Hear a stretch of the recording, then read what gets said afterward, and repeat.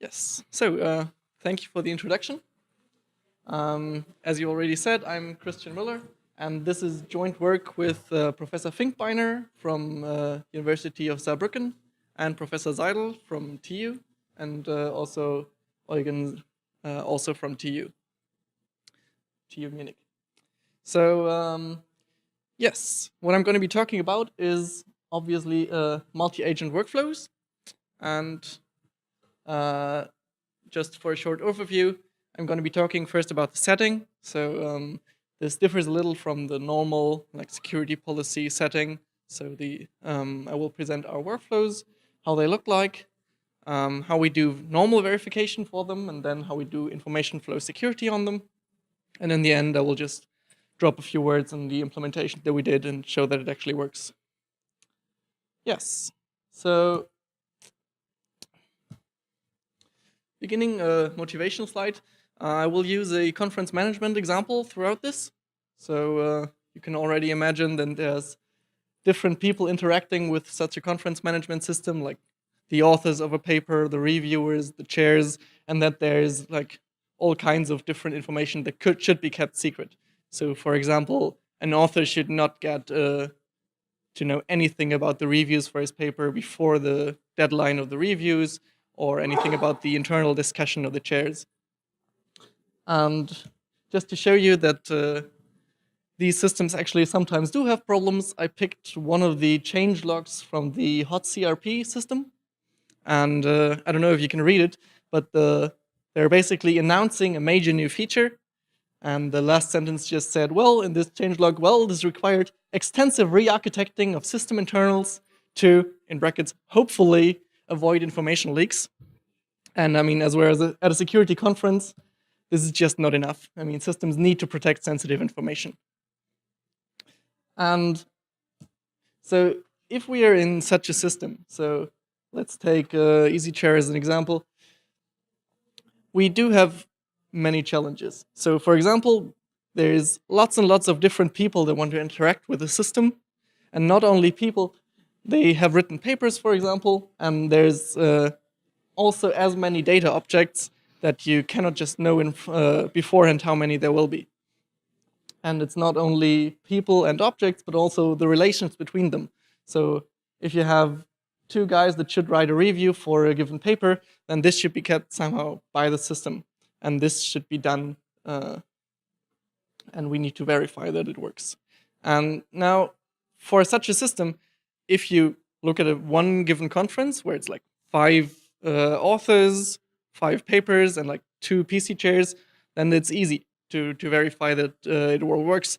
But for every possible instance, it's not, because there are infinitely many.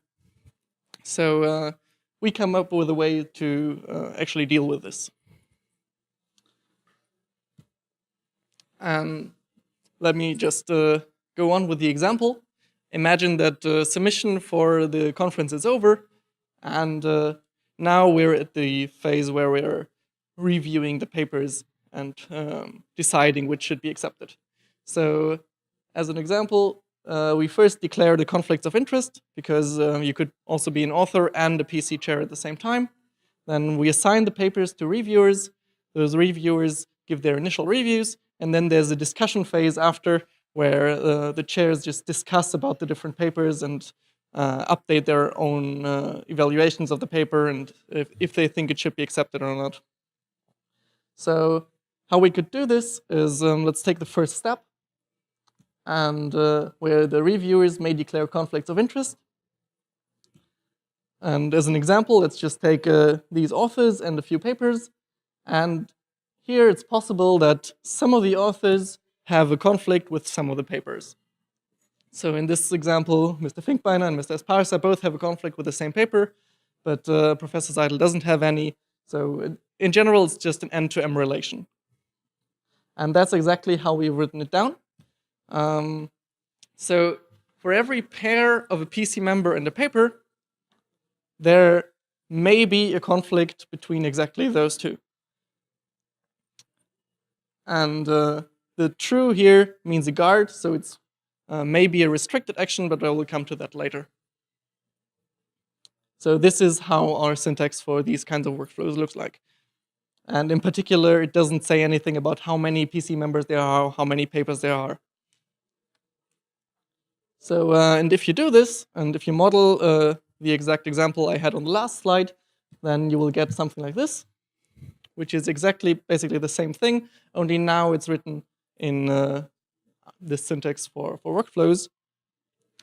And to show you how we can express what this actually means more formally, I will take the third step, where it's that the PC members write reviews for the papers that they're assigned, and have a closer look at that, which is this one. And here you can see that this already looks a little bit like, well, we have these kinds of logical operators, and we're changing the review, which is a relation between a member, a paper, and a review. And what we do is we can express this in logics. And it looks like this. So we're talking about that we're changing the review relation at this point. So here we're talking about review in the next step. So this X here means the LTL operator next. So in the next step, the review relation is equivalent to whatever else was before, or whatever else we just added. So the variables that we actually had for this tuple are universally quantified, which makes sense since the syntax already implies that it's kind of a for all statement for all possible combinations of these three things. And what we also have to express is that not everybody has to, so it just may happen, and we will express this by a choice relation or predicate here. And as you can see, every single step can therefore be expressed in sorted first order temporal logic. And here we're talking about linear temporal logic. So it's a mixture of first order logic and LTL. And I will introduce one more thing for these kinds of workflows, that you can see that in the tuple on the right-hand side, the X, P, and R, all these are the same variables that appear in the beginning in the for all block. And if all these variables reappear, so you can't drop any in the tuple, then we call the workflow non-omitting. And this is kind of an important restriction that we will look at later. But for now, it's only important that you can check this rather easily by just looking at the workflow syntactically. Okay, so well, now that we have this kind of a model, let's talk about verification. Actually, the idea is rather simple. You just take the control flow of the workflow that we showed you. In the beginning, I was saying, well, we have a discussion phase where there's different loops, or I didn't have it in this example, but there may also be choices. So the workflow may be arbitrary in control flow. Then add the semantics that we just showed you. So for every statement, it tells you exactly how the relations change in the next step. And then the specification, or here the property that you want your workflow to satisfy. And what you can do, since it's everything can be encoded in this kind of logic that I showed you earlier, we can write a complete formal specification, which is then in first order linear temporal logic. And you can throw it into a first order linear temporal logic satisfiability solver, and it will tell you, well, it's either the property holds or it doesn't. So, okay. So the problem with that is first order logic is hard. And so much so that first order logic is undecidable in general. So that won't do. But as we have found is that if you restrict your semantics to the non-omitting case, so that all the variables in the tuple reappear, and your property is in some kind of nice fragment, so only one quantifier alternation and exists in front, then we can actually show that you can get rid of the first order part and just boil down to linear temporal logic itself, and which is known to be decidable. So our theorem is that you can check for any property in this kind of fragment, for non-intermitting workflows if it holds, and this is decidable. And it's actually, we have proven that it's undecidable for omitting workflows by reduction to the tiling problem, which is known to be undecidable. So, okay, now I was talking at the beginning about information flow security, and I can now show you how to apply this verification that we just showed you to information flow. By that, I will do a quick repeat on non-interference, which probably all of you know, but just to show you how it works in our setting. So the idea is Mr. ThinkBinder interacts with our system in any way, and there is a secret hidden in the system that he shouldn't be able to get. And this may be not just like one secret for everybody, but rather this may depend on Mr. ThinkBinder himself. So, for example, he's the author of a single paper, and he shouldn't be able to get the reviews before the review process is done. So, and now, if the system tells him something, for example, it tells him green, well, that doesn't really tell us anything about if this is actually an information leak. But if you can do this, you can also do it twice. And given that the system is deterministic, if the only thing you change is the secret, then if the behavior of the system differs, then you have actually found that you leak at least one bit. But the problem here is this is not enough in our setting. So this is like the normal idea of non-interference, and this is why non-interference is a hyperproperty, but it's not enough here because there could be multiple people talking to the system. And in this case, for example, the system gets another message by Mr. Espasa, and he just tells the system whatever he wants to, because he's a free human. Now the system just mirrors his answer, and still we have no idea if Mr. ThinkBinder actually learned something about the secret or not. Because we have the same problem, we don't know if the second person actually knows something about the secret or not. So this is why we have to constrain the behavior of all other agents. So if we're interested in what one person learns about the secrets of the system, we have to constrain what all the other people do, because otherwise we will get these kinds of examples. And how we do this is we have two possible models of agent behavior, and we call one of them stubbornness. That means that the agents do not actually change their behavior depending on the secret. So if they know some secret, they will still do the same thing. So observing other agents does not leak information. And this is kind of the classical way how to do this. But there's also a different one, which is a lot stronger and a lot more useful.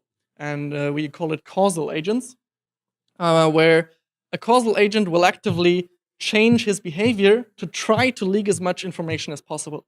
So he has perfect information about his own whatever he knows. And he knows, for example, that he knows something that someone else shouldn't be able to see. So he will try as much as possible to get that information to him. And that means even that multiple causal agents will conspire together to leak as much information as possible. So these kinds of agents are really quite powerful. And now the problem was that I was talking that non-interference is not actually a property that is on a single trace. So it's not even in these nice first order logic fragment that I showed earlier, but rather it has still talking about multiple executions. But what we proved is that we can actually boil this down to the single trace case, and that we get decidability for a fixed upper bound of causal agents. So it's still an arbitrary amount of people that interact with the system, but the size of the largest group working together to extract information is bound by a fixed upper number. And if you don't do this, so if you have an unlimited amount of people working together to extract information, then we get undecidability. And again, it's a reduction to an undecidable problem. And as a corollary, non-interference is one such property, and other security policies are as well. So non-interference for a fixed upper bound of these causal agents is decidable. All right. Pretty quick. So let me just get a few words into the implementation that we did.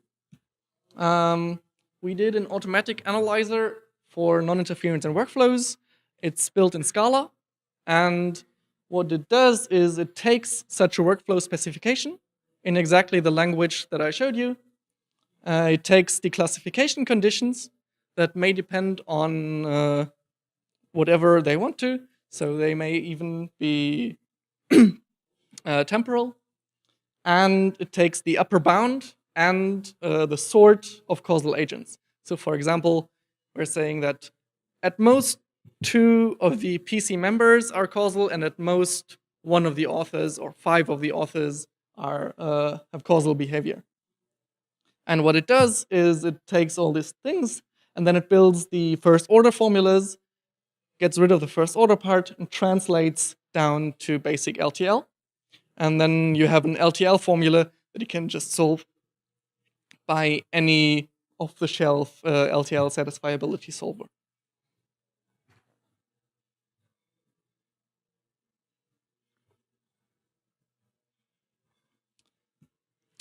And what's rather interesting is that the resulting LTL formulas scale linearly to larger workflows. So that means if you make your workflow larger, then it doesn't really matter to the overall analysis time. But if you have more causal agents, then you blow up the size of the formula exponentially. So then the formulas get pretty big pretty quickly. And resulting means that solving the LTL satisfiability problem that you're left with for stubborn agents and rather large workflows, larger than what I've shown you in the beginning, is still done in seconds. So for the one that I showed you in the beginning, it was, I think, less than 1 second. But even for a small number of causal agents, it rapidly gets up to at least minutes in where the, at least we used Alta for this, and it rather quickly went up to minutes. Yes. And what we found is we actually found a new counter example with this implementation that is a non-trivial example that the initial system that I showed you leaks information. And I can quickly go over it. As you can see, there's a difference in the assignment. So you have Alice and Bob, and they're assigned to the same papers. Only the problem is that Bob is assigned to a paper that Alice has a conflict with. And they can now discuss about a different paper, but Bob can just do in the discussion, just do something that tells Alice that her paper got accepted or didn't, depending on his information that he got that is confidential to Alice. And that's rather interesting, and it's a rather like non-obvious counterexample that we can find with these kinds of systems or these kinds of attacks. Okay, so was quicker than I thought. So to sum up, we extended the workflow verification to arbitrary control flow. So for these kinds of workflows, there was already bounded model checking, but now it's arbitrary control flow, complete model checking. And we proved the decidability or undecidability of this verification for a useful fragment of hyperproperties, for example, non-interference. And we did build an implementation that is an automatic analyzer for non-interference in these kind of non-omitting workflows. And we proved that as soon as you go to omitting workflows, verification as such is not possible anymore because it gets undecidable. Now, as an open question is, how do we deal with these kinds of omitting workflows? Because it's clear that these are still an interesting class of workflows, only we need different kinds of techniques to deal with them and to make sure that these are actually safe. Thanks for your attention.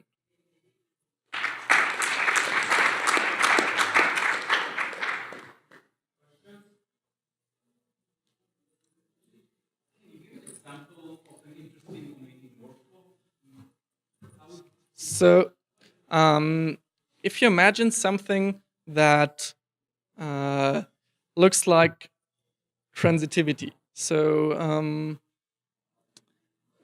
let me go back to the initial workflow. Here. If you look at the second to last step, here we say, well, one member was assigned to a paper and did a review on it, and another member is actually able to read that review. Then if it's non-omitting, then you would still have to repeat by whom the review was written. Because if you read a review, you have to include all the things that are in the tuple with this review. And in this case, it was the author of the review. So what would be nice would be if you could drop the author of the review in the tuple in the second to last block. Yes. Hi. So you mentioned that it translates it down to LTL. What does the input have to look like to begin with? Does it have? Can you take natural language? Does it has to be in a certain form? So a little bit louder. What form does the input need to be in to begin with? Can it be in natural language, or does it need to be in a certain form? So for the workflows, we use this kind of language. So yeah, that's the syntax we use for describing how the relations change over time. And the non-interference is then generated from this.